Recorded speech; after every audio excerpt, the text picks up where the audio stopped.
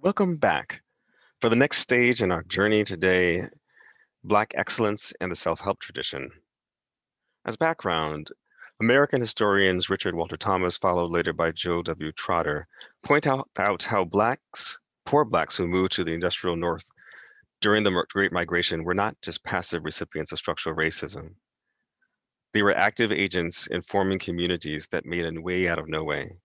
This so-called self-help tradition in American historiography is inspiration now for a discussion of how we can undo the racist structures found in American healthcare. Every group of people around the world has developed its own healing systems. Ugandans were witnessed in the 19th century in performing successful C-sections on women who were both semi-anesthetized and sterilized with banana wine, long before this was standard in white countries. The knowledge of how to prevent smallpox was widespread in Turkey, China, and throughout Africa. In 1706, an enslaved black man, Onesimus, taught a well-known Puritan minister, Cotton Mather, how Africans scratched fluid from a smallpox patient into the skin of others to prevent infection. By the time of a 1721 epidemic, an open-minded physician, Dr. Boylston, variolated 248 people, achieving a case fatality rate of 3% versus 14% in the general population. This proved African medicine worked. General Washington then variolated his troops during the American Revolution. In short, African medicine dropped the incidence of smallpox in Boston decades before Jenner's smallpox vaccine and was instrumental in the American Revolution. African herbal medication, midwifery, and spiritual healing comprised what some authors have called the African healing subsystem, which provided the vast majority of healthcare for enslaved Africans. In comparison, white doctors practiced bleeding, purging, and induced vomiting. These African traditions were well respected by whites.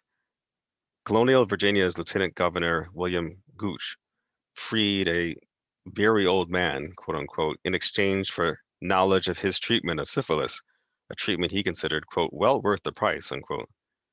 And in South Carolina, an African expert in treating cases of intentional poison and snake bites, known only as Caesar, was freed by the General Assembly in return for revealing his knowledge of treating these conditions.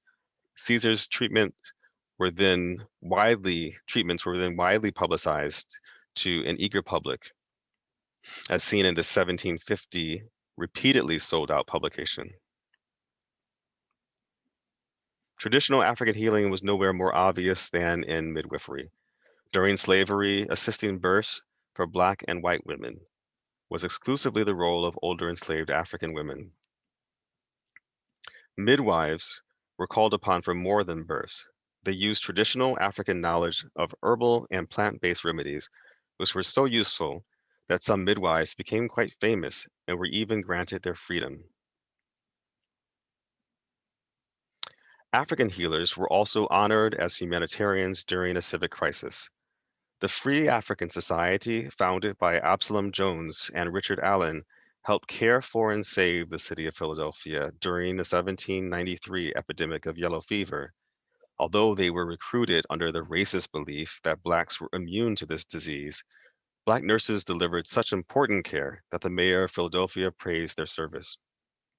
This episode is comparable to later efforts by Florence Nightingale in the Crimea, which eventually led to the professionalization of nursing. And I'm grateful to Ash Harlan and Jim Nonog for those two slides. These African Americans were public health heroes whom we should still honor today. I selected four other heroes who I hope will serve as inspiration for fighting racial justice today. Starting from the upper left and moving clockwise, apprentice-trained James Durham became so competent that he was allowed to purchase his freedom. He was respected by Benjamin Rush, signer of the Declaration of Independence and the most important physician in early American history. Next, we see in the upper right, Scottish-trained James McCune Smith, a famous abolitionist who defeated former Vice President and avowed racist John C. Calhoun in a public debate. In the lower right, Martin Robinson Delaney, among the first 3 Black graduates of Harvard Medical School, was known as the first Black nationalist. And in the bottom left, John Sweet Rock, who invented the phrase "Black is beautiful," and who had the most varied career of all. He was first a teacher, then a physician apprentice who became an accomplished dentist, and then finally was accepted to medical school. He then became a Civil War soldier, followed by a lawyer, and in 1865 was admitted to practice law before the bar of the United States Supreme Court. The first U.S. nursing school didn't open until 1872 in Boston, Massachusetts. The New England Hospital for Women and Children was founded by a female physician from Berlin. This school only allowed 1 Black and 1 Jewish student a year. Mary Eliza Mahoney was the first Black woman to be accepted and graduate. As a rule, Black women were excluded from nursing schools. Even the New England Hospital for Women and Children graduated only 5 more nurses after Mary Mahoney by 1900. The first Black nurse, well, you have to understand, led to Black people creating their own nursing schools. The first Black nursing school on record was started in 1881 at Spelman Seminary in Atlanta, Georgia.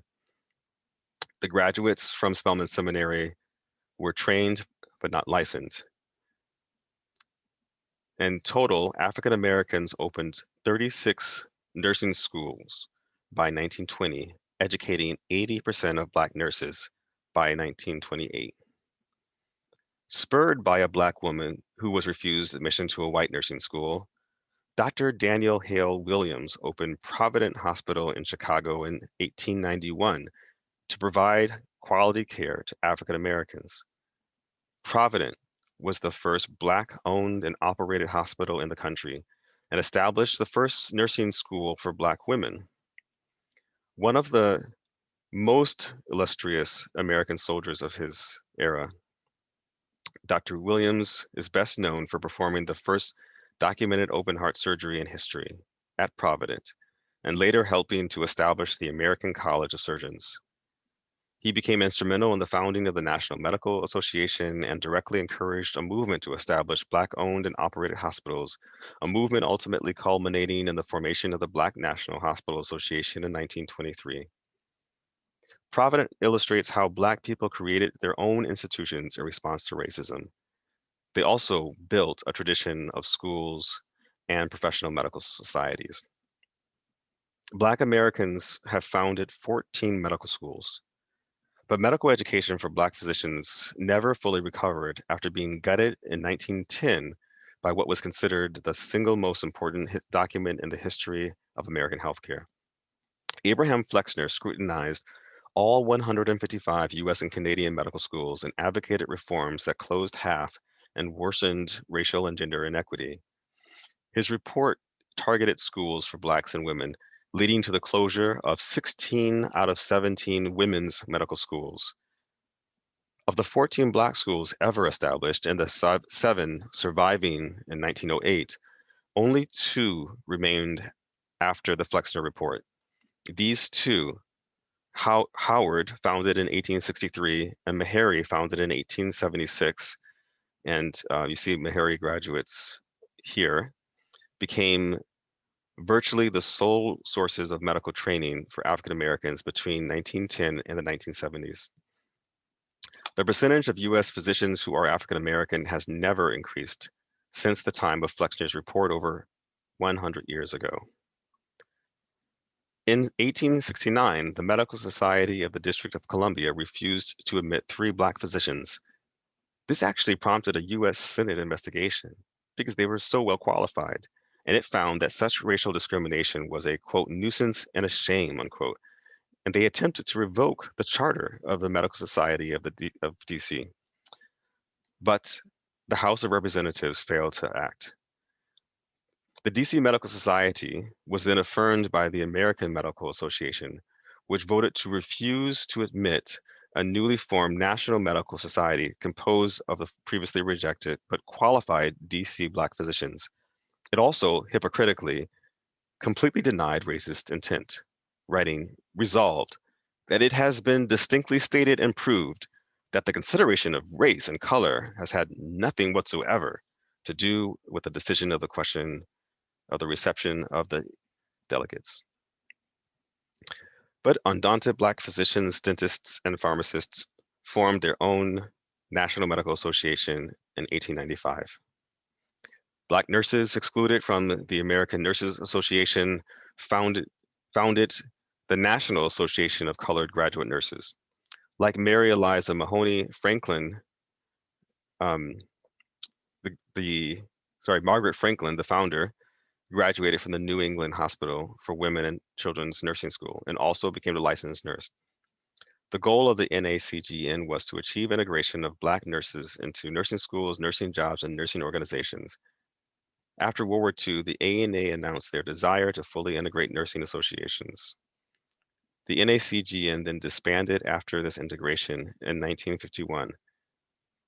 Thus, nursing became the first US health profession to be desegregated. Later, Black members of the ANA determined the ANA wasn't addressing the needs of Black people. So in 1971, 15 Black nurses created the National Black Nurses Association, which is still going strong with 114 chapters and over 250,000 members. While the legacy of the American midwife is birthed from traditional African and indigenous practices and grown from the work and advocacy of midwives of color, the practice of nurse midwifery today looks completely alien to its former self, and frankly, devastatingly white. The majority BIPOC grand midwife profession was systematically obliterated from existence under the powerful actions of the AMA, the US government, and the then newly coined nurse midwife. One crucial example of the hardships that early BIPOC midwives faced was with the advent of the nurse midwife and the leaders of this new profession. One such leader was Mary Breckinridge, who became famous when she established the Frontier Nursing Service in 1925, which included the training of nurse midwives. Black individuals were not permitted to be trained or hired during the time Breckinridge was alive due to her staunch racist beliefs. Later, Breckinridge created the first professional nurse midwife association, the American Association of Nurse Midwives, which did not permit BIPOC midwives to join.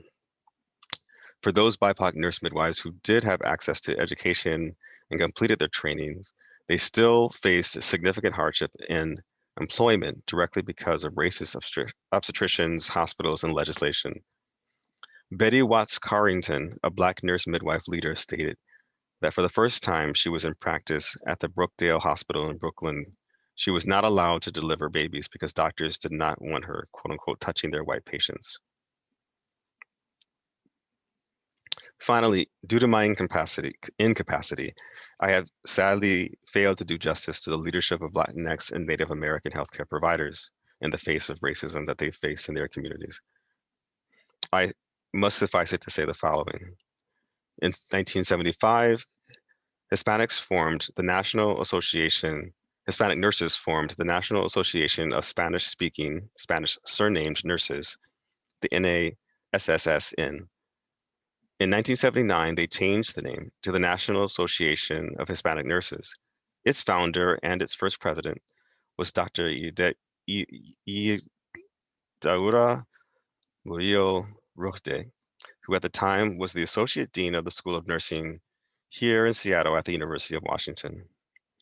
In 1971, 14 American Indian Alaska Native physicians, including Walt Hollow, showed here, founded the American Association of Indian Physicians in 1971, quote, to pursue excellence in Native American healthcare by promoting education in the medical disciplines, honoring traditional healing principles, and restoring the balance of mind, body, and spirit, unquote. And finally, in 1994, Hispanic physicians culminated a 30-year movement, beginning with Hispanic medical students in the 1960s by forming the National Hispanic Medical Association.